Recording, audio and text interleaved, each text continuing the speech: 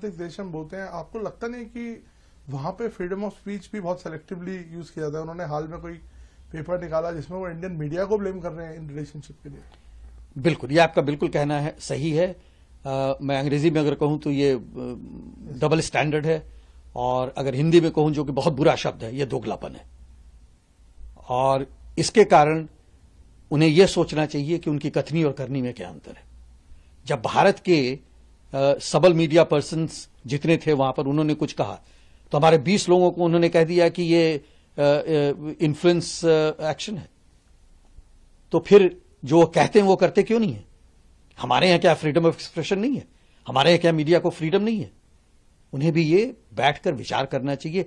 हम लोग दोनों फेलो डेमोक्रेसीज हैं, हम लोग दोनों को देशों के बीच का रिश्ता अच्छा रखना है।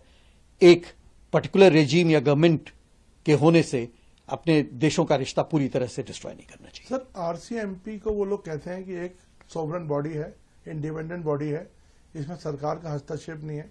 तो आप जब बोलते हैं कि पॉलिटिकली मोटिवेटेड है, तो आरसीएमपी तो कहते हैं इंडिपेंडेंट है, उस पर आपको कुछ कहना है? देखिए, इंडिपेंडेंट होना चाहिए, क्योंकि ये एक अनुसंधान करने वाली, जांच करने वाली एजेंसी है, तो इसे इंडिपेंडेंट होना चाहिए। लेकिन हमने जो देखा वो उभर कर नहीं आता है कि ये इंडिपेंडेंट है। ये जो भी इनके पॉलिटिकल आका हैं, जो भी इनके राजनीतिक आका हैं, उनकी बात ये सुनती है और इंडिपेंडेंस को सिलेक्टिवली रखती भी है अपने पास।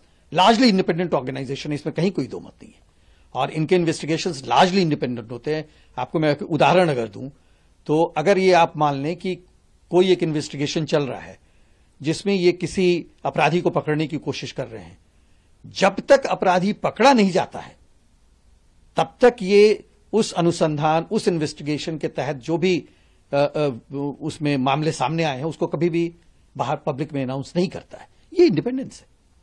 और केवल जब पकड़ा जाता है, जब सभी सबूत इनके पास है, तब उसका नाम बताया जाता है। लेकिन हमने भारत के केस में तो यह नहीं देखा। भारत के केस में तो प्रधानमंत्री वहां के पार्लियामेंट में खड़े होकर बगैर किसी सबूत के, जो उन्होंने बाद में माना कि कोई हार्ड एविडेंस नहीं था, तो बगैर किसी सबूत के आप एक देश को, इंडिविजुअल तो छोड़ दीजिए, एक देश को आप बदनाम करने की कोशिश कर रहे हैं।